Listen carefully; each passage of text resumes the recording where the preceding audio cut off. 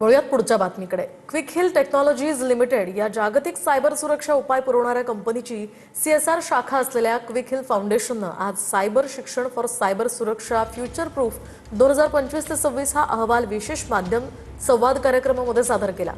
पुण्यामध्ये 28 मार्च रोजी होणाऱ्या सायबर शिक्षण फॉर सायबर सुरक्षा पुरस्कार या सोहळ्यापूर्वी हा अहवाल प्रसिद्ध करण्यात आला। या अहवालात फाउंडेशनच्या प्रमुख सायबर जनजागृती उपक्रमाचा पहिलाच सर्वांकष प्रभाव मूल्यांकन अहवाल सादर करण्यात आला।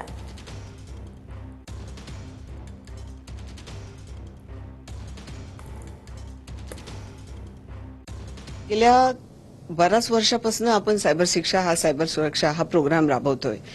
पण ह्या प्रोग्राम मध्ये आम्ही ओव्हर द इयर्स प्रत्येक वर्षी आमचे काय लर्निंग झालेले आहेत आणि लर्निंग्स मधनं आम्हाला हे पण रिअलाइज झाले की आपण नक्की किती बदल घडले लोकांमध्ये, आमच्या युवा शक्तीमध्ये, ते हे आम्हाला अंदाज घेता आला नाही।